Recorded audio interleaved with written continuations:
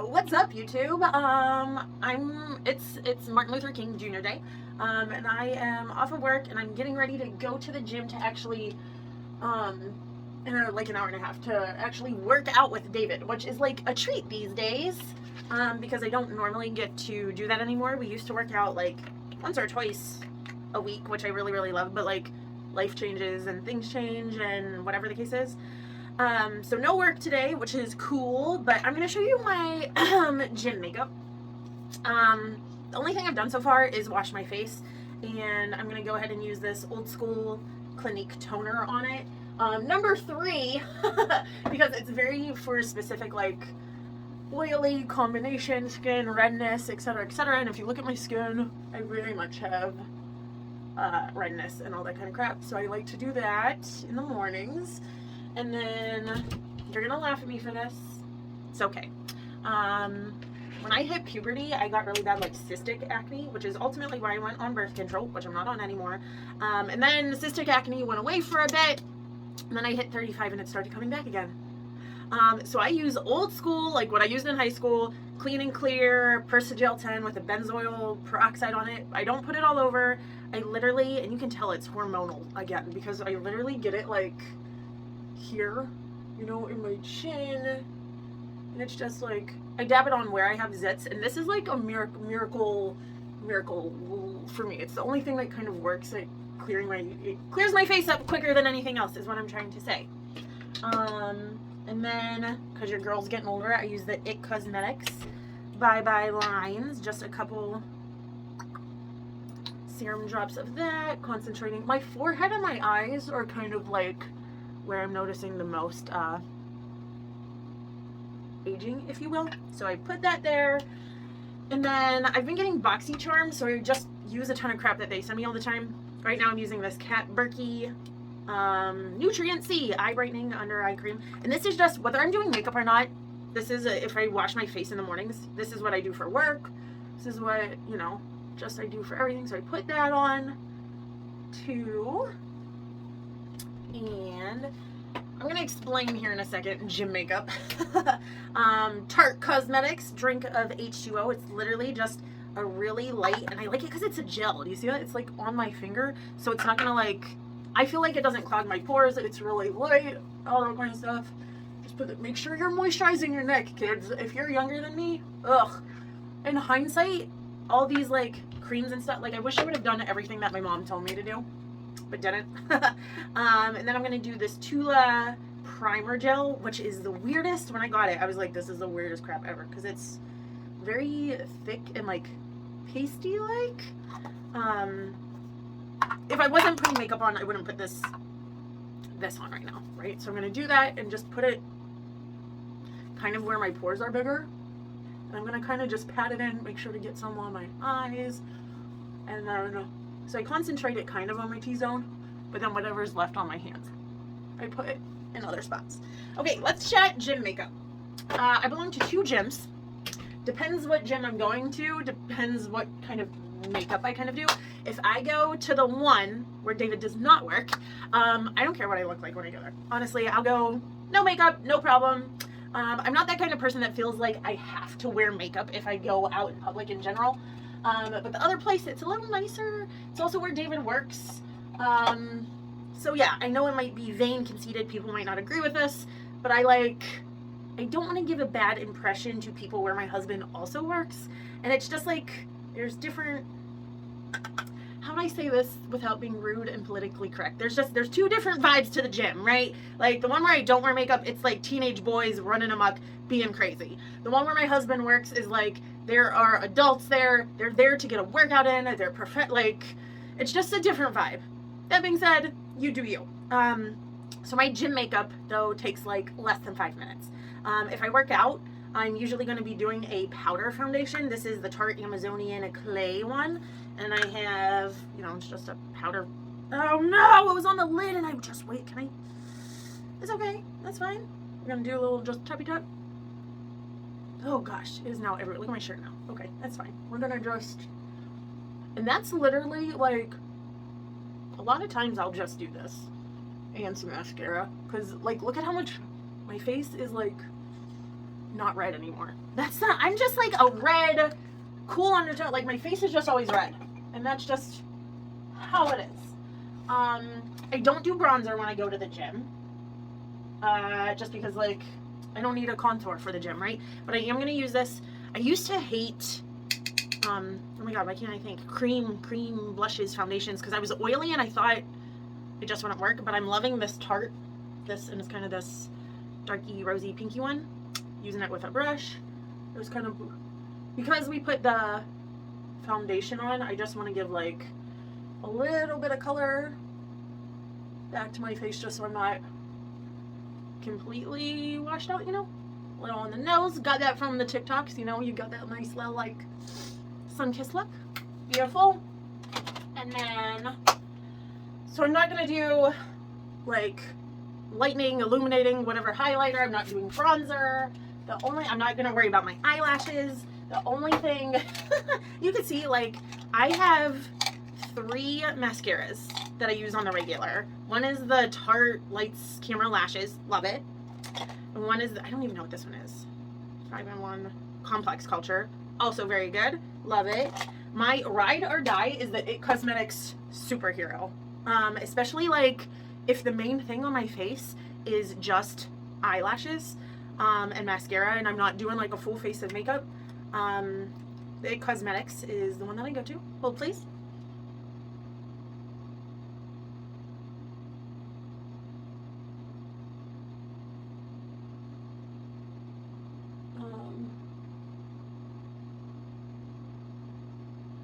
Like that. Can you see that? Look, like, also blonde-haired people. Holy crap. I just, like, if you are blonde and you have, like, blonde lashes and all that kind of stuff, I don't know a lot of people who have disagreed with me, but, like, if you don't put on mascara, like, if I could only pick, you know how they always ask, like, one beauty, if you could only have one beauty thing for the rest of your life, what would it be? Mascara. All day. I'm a completely different person. It's bananas. So that's it. That's my gym makeup for the day. It's a hair washing day today. I wash my hair about every 3 days or so, give or take. So I'm probably just going to throw a hat on for the gym and do that. But this is kind of, this is kind of the finished look for the gym. Not too much, not too crazy, just a little coverage to even things out and whatnot. And we're going to go eat our pre-workout meal, which I love. Favorite pre-workout meal. I'll show you that in a second. And then go to the gym. All right, so I'm going to show you my pre-workout meal. It is absolutely, I don't know if I'm going to wash my hair. Like, I got to style it, but it doesn't look that dirty. Anyway, my pre-workout meal, it's almost 10 o'clock. It's almost 10:30. I should have ate this probably like an hour ago, but that's okay. It is cream of rice, right? This, first I'm going to say this is my favorite meal that I eat. And I don't know why, but I think it is just so good. It's like a bowl of carbs and peanut butter and delicious tasting protein. So I think it's amazing. Pro tip with cream of rice. My husband and this other guy at a supplement store we were talking to, they were like, oh, we think we make it wrong all the time. It doesn't turn out right. You gotta be patient with it. Like, so I put in a half a cup, which is a lot, which is like 3 servings, dry into a bowl. And then I put in almost 2 cups of water. And it's one of those, you put it in the microwave for like 2 minutes, you pull it out. It doesn't look remotely close to being cooked. It's still watery, super goopy. You come out with a fork or a whisk and you get it all together. You put it in for another minute, you bring it out, stir it, still looks too watery. You put it in for another minute and you bring it out, stir it, and it's like, ta-da, it suddenly all comes together. So I just don't eat it plain like this because that would not be my favorite meal. So to every single meal I have, I add 1/4 teaspoon of salt. If you don't know why, I talked about it in the very first video of this kind of like challenge prep series, so go check that out. And then I'm going to add a scoop of whey isolate. We have figured out that whey isolate does not bother my belly, so I'm going to use the Axe and Sledge one, that birthday cake one. I don't know if I talked about it, we did get a lot more from them protein-wise. The banana split one, not bad. Not my favorite, but not bad. David likes it, so it's not going to go to waste or anything like that. So we have the salt and the protein in here, still with my fork to get it really good and mixed in. I'm going to, because it's protein powder, you know, so it's going to make it sweet. It's going to taste like birthday cake. And it's like a big amount. Like, look at all that. So we're gonna get that all mixed in. Yes! So good. And something about the isolate makes it thin out just like a touch more. See? Okay, so that's pretty much all mixed in.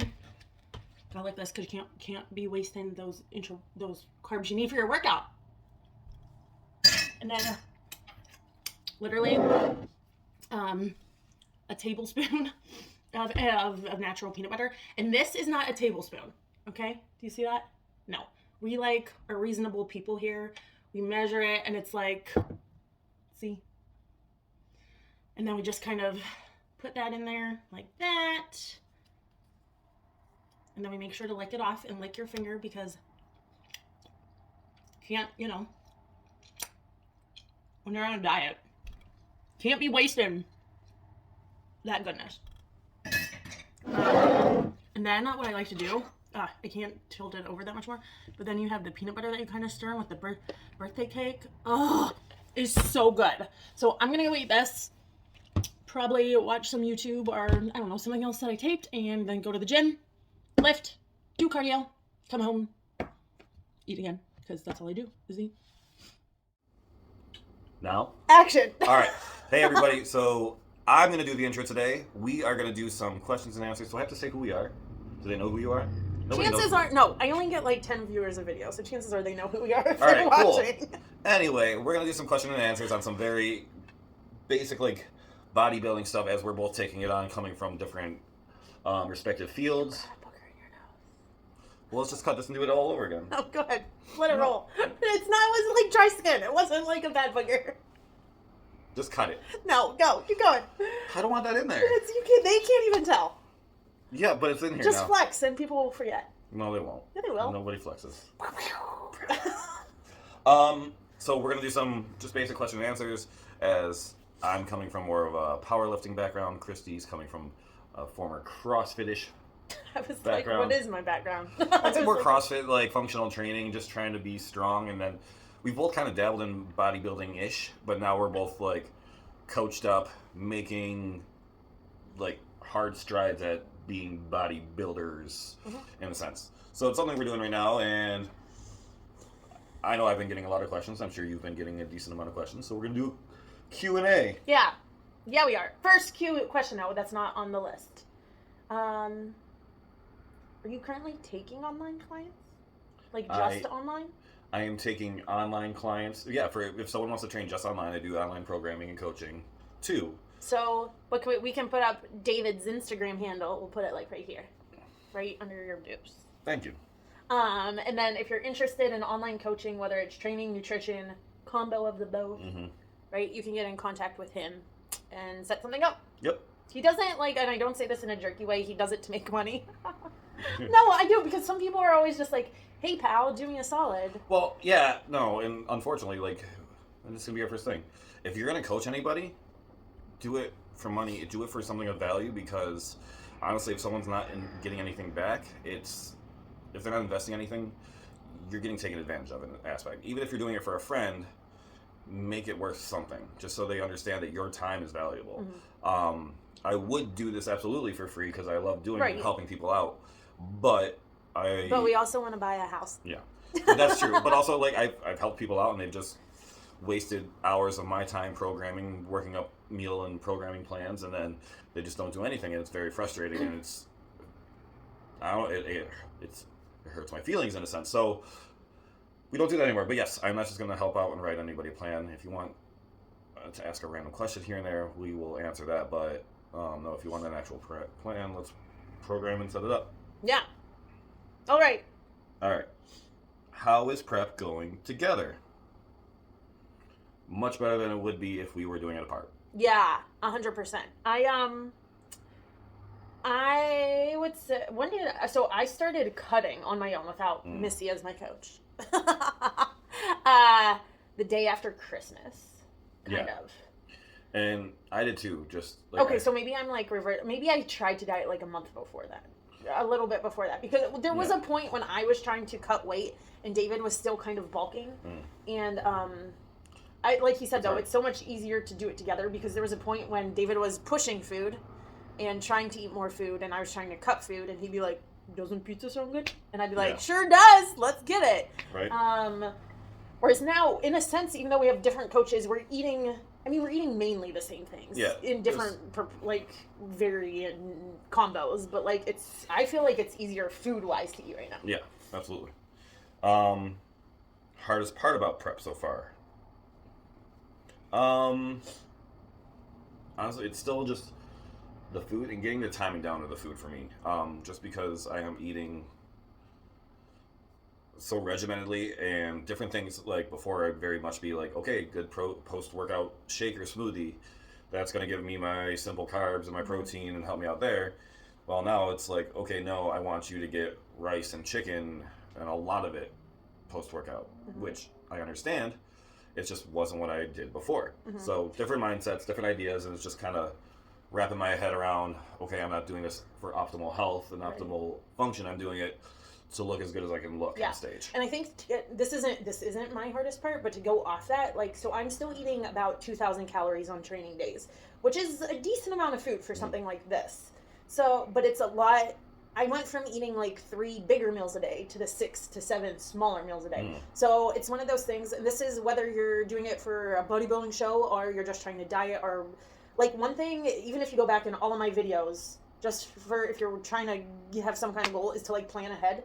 Because if I don't like plan this ahead and like set a reminder on my phone to eat like in 2 hours again, it's like the whole day goes by and it's 7 p.m. and I still have to get in like 3 meals, you know, and I'm going to bed in like an hour, you know? So like I agree with that. But for me, the hardest thing is practicing posing.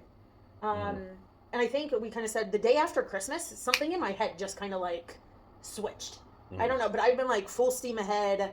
Workout's great, food's on point, everything's like pretty much great. Like I haven't been like, oh, I don't want to do this. Granted, that time will come, but like right now I'm good. But I take those pictures of me posing to send to my coach, and I just like, I don't know what I'm doing. Nope. You know, and my coach has said like, okay, you're a year out from this, you should start posing practice now. And I look so ridiculous. I'll pop the picture up, kind of like right here. One of our friends was like, what did she say? She was like, it looks like somebody just told you, like, let's go get Mexican tonight. And I'm like, I literally don't know what to do with my face.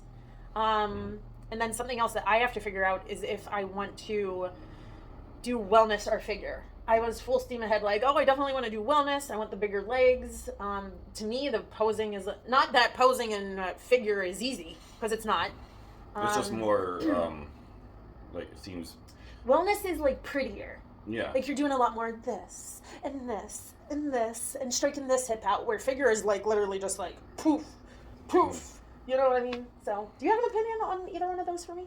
No, I like I said, I think figure seems more intuitive for you, I guess. It seems like what you would like, but I feel like probably you'd be built better for wellness. It's just, I don't know, we'll see what you're looking like in a while and how everything's coming through. Sure, yeah. Contest timelines.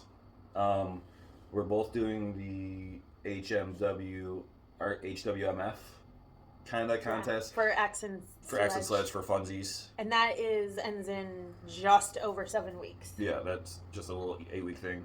And we can both do it. It's not like one grand prize winner. There's like a male one and a female one and just like a total transformation one. Yeah, and there's lots of different little things. There's a bunch of tiers too. Like there's best overall, best like upper body transformation, best booty transformation, most shredded, and then for me though, I do have a contest picked out for May 13th that I'm going to be doing in Pittsburgh. I already, like I said, set up with a coach, working on it, planning for it.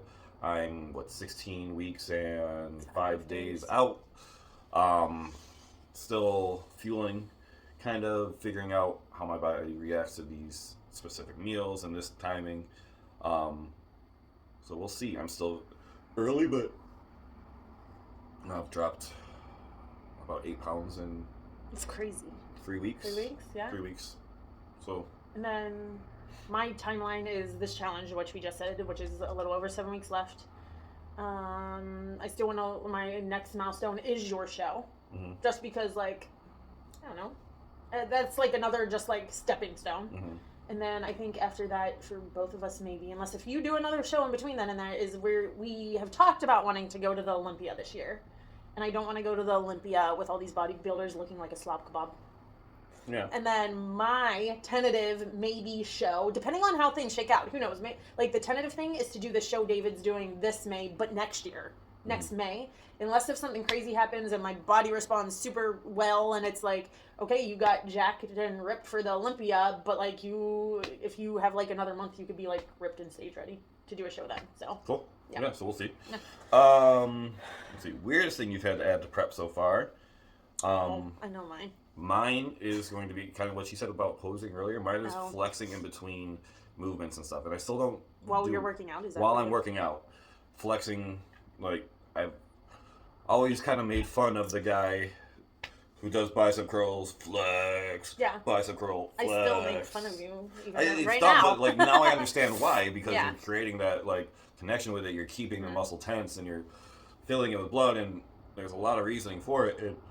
And that's it. Even today, we both did back and buys, and like after I'm doing seated cable rows and then standing up, and David's next to me, and we're both like, hoo, you know, doing our bicep curls, and then just like, and just trying to like we're joking around, having fun, but it's at the same point, it's like one of those things you have to do, and it's awkward for me. It's because, and it's like what you said, we're those people. We're those people now. We're those people that are like flexing and looking. But the thing is, like, it's. But not we're doing it for a reason. It's not like we're like, oh, look at my biceps, I'm doing curls. Yeah, it's not vanity. It's literally to do what we're supposed to be doing. My weirdest thing. Oh, I didn't think about that, but that's good. Like during cardio, I'm wearing a waist trainer. Yeah. Which is like, if you know anything about me, like anything along the lines of like super low calorie, detox stuff, blah, blah, blah, waist trainers, they're all garbage.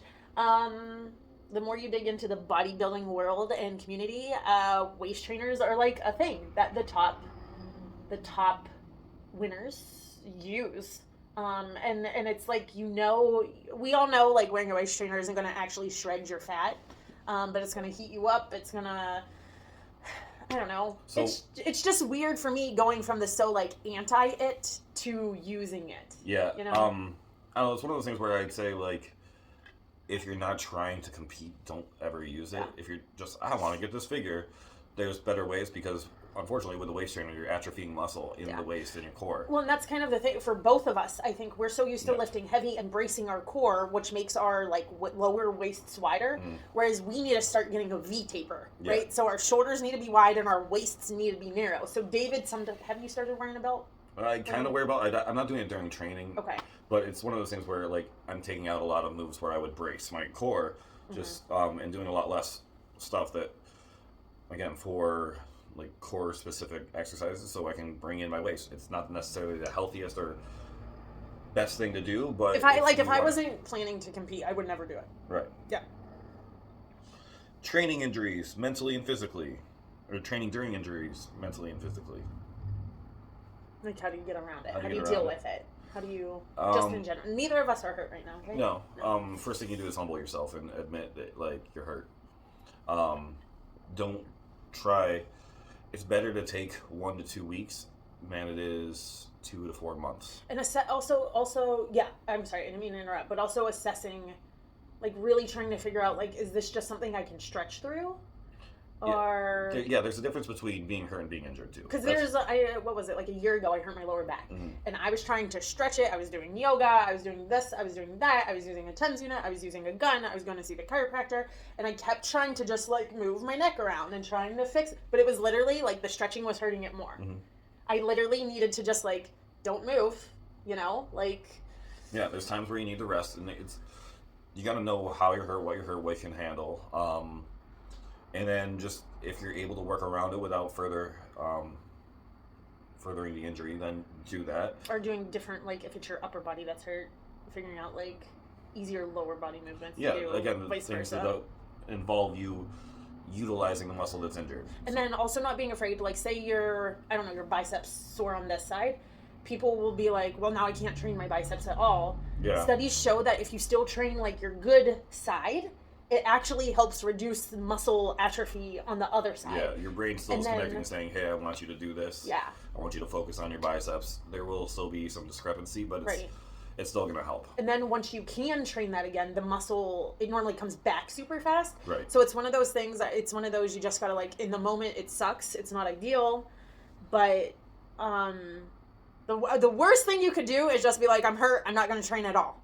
Yeah, there's always something you can do. Because then that can lead to a whole mental, like, I can't even go to, and a lot of people go to the gym for like mental clarity and to like release, stress, and it's a stress releaser for something. So just like kind of giving it up and could be worse than. Right. I would say if you can, if it's something that's actually truly bothering you, find a good physical therapist that can help you with it, but will also help you, like, not tell you to stop training, because unfortunately there are some people who will be like, well, then don't do this, then don't do that, and that's also not what you want. You want to continue to train, you want to continue to grow, but without putting yourself at further injury.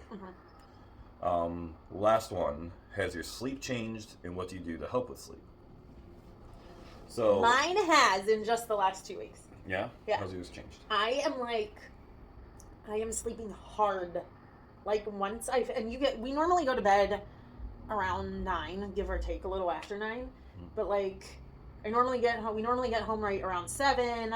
We pack our lunches for the next day. We shower. We eat. As soon as I'm like done eating on the couch by like 8:30, I'm like falling asleep on the couch.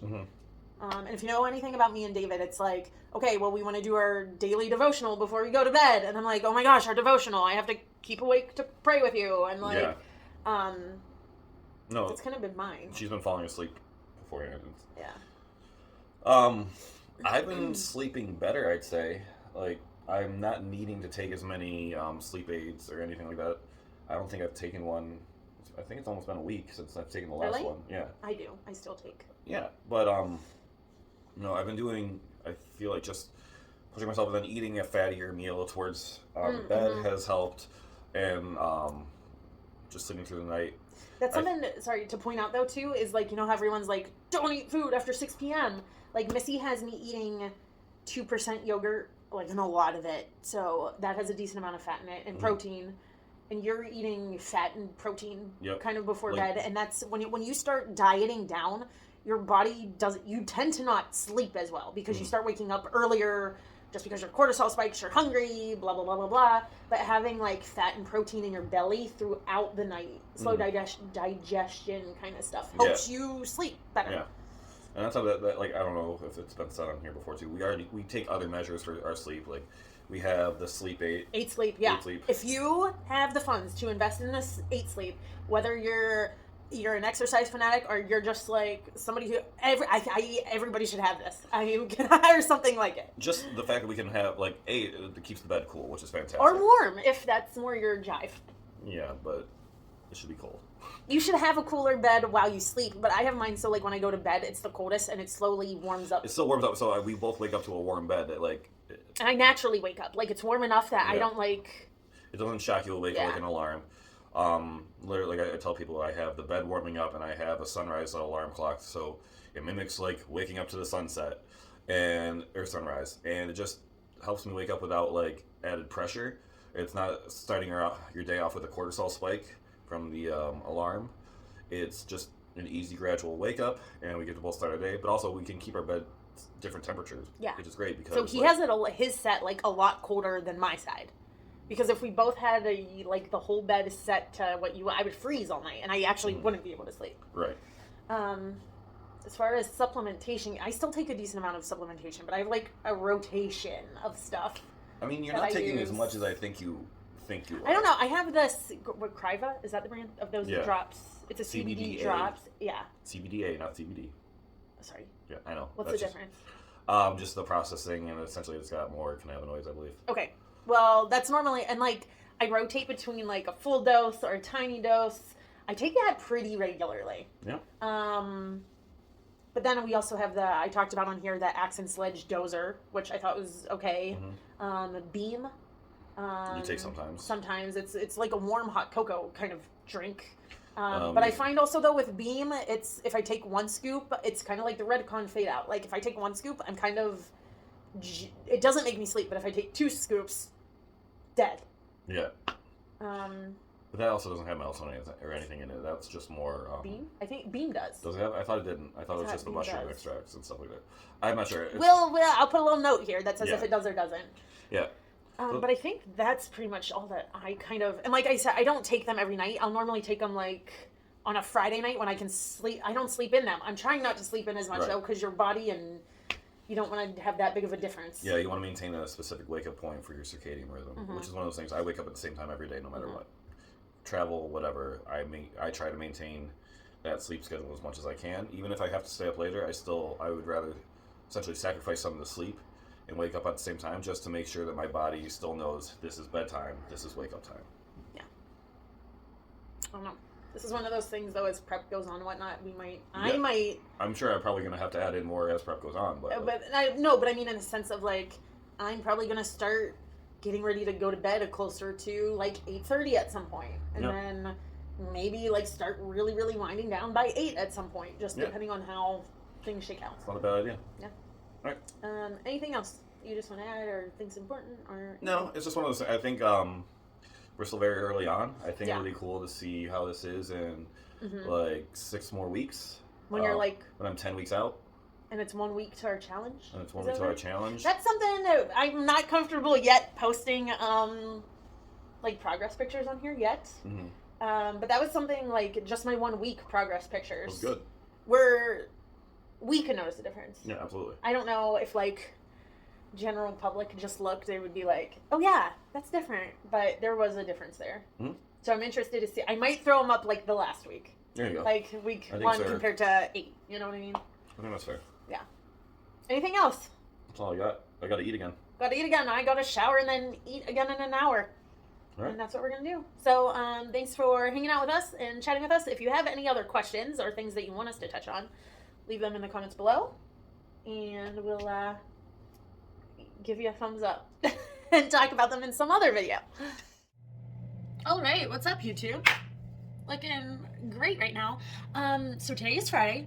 Unexpected day off of work because we actually have to make a last minute trip up to Buffalo this afternoon. We're just waiting for my daughter to get out of school and then we're gonna head up there, drive up there for, it takes about like 5 hours or so. One of David's friends, that like best friend's father passed away, so we're going up there for the memorial service and whatnot. And this is one of those things, like, if you're not interested, if you're not dieting, you want to think about keeping, like, I'm trying, let's rewind. Keeping on track with your diet and whatnot when you're traveling, this is the point where sometimes people will just be like, I'm done, right? Like, I'm not gonna worry about it this weekend, which is totally, depending on what your goals are, that could be totally fine. But if you're like me and you're 7 weeks and 3 days, had a look at it on the fridge, 3 days out, like, you just can't YOLO and expect it to work. Same with David. David is 16 weeks and 2 days out. We just can't, like, oh, you know, we'll just eat pizza tonight and get back on track. For the average person, you can do that, but we can't. So we have to, like, literally, like, pack our food, take our supplements, and all that kind of stuff. I'm getting kind of my supplement. That's when David and I pack. I like pack my supplements. He packs his supplements, whatever, all that kind of stuff. But so in the mornings alone, right? I take my greens, I take my reds, I take creatine with that, and I take glutamine with that. We used to be those people that would just like throw this all in a bag and take it. And then even though we're still going to be in New York, we do keep a Planet Fitness membership. That way we can still get a lift in and cardio and whatnot when we're traveling. So we're still going to lift when we're up there. So I'm still, my check-in with Missy was today. She hasn't gotten back to me yet. So I'm moving forward as if nothing has changed. So I still need to take my intra-workout carbs, and I still want to take my pump formula, but like these are big, these take up a lot of room. So what we do is we find these small baggies, right? Pretty simple. And I just mark like, Christy, this is my greens, my reds, my glutamine, and my creatine. Just gonna take that. This is my intra workout, so this is my carbs and my non-stim pump. So I can just take that. So I can literally just pack these 2 bags instead of, you know, worrying about packing all this stuff. Most people know that, but like sometimes you just need people to say, like, so there are 2 groups of people. There will be people who say like, well, I want to stay on track, but this is like way too much to pack, so I'm just not gonna I'm just not gonna deal with it. I'm just not gonna do it. But then, if that's too much and that's your excuse, there is a way to do it, right? This is literally it. This is all I'm taking for supplements. Maybe we'll probably take an actual thing of protein because we both use a lot of protein. I'm gonna do the same thing for my sleep aid. I'm gonna take a baggie and just put like Christy Sleep, and that'll be what I take for that too. Food is a little more different. We used to, well, we weren't in prep before, but we are now. So we didn't really pack a lot of food. We would just pack some like rice cakes, peanuts, and protein powder. That way we covered kind of the 3 macros because we were just macro counting. We didn't have meal plans and stuff. Today's the first time we actually have to like pack meals. And I was going to, you know, do them in the Tupperware and stuff, but Julia Renee, if you don't follow her, I'll link her YouTube down in the notes. She came up, and apparently a lot of bodybuilders do this when they're traveling. You essentially do the same thing with baggies that you do for your food. So essentially tonight, like one of my meals on the road is some ground beef and rice. Instead of putting it in a Tupperware container that I have to take up room, I have to wash it, all that kind of stuff, I'm just gonna get a baggie, put my beef and rice in there, take a spoon, and eat it out of it. That way when I get to David's parents, I don't have to worry about washing it, I don't have to worry about like keeping track of it, not losing it, remembering to pack it, it taking up room in our bag, all that kind of stuff. So I'll show you what that looks like once we get it situated. All right, so we're in Buffalo, New York.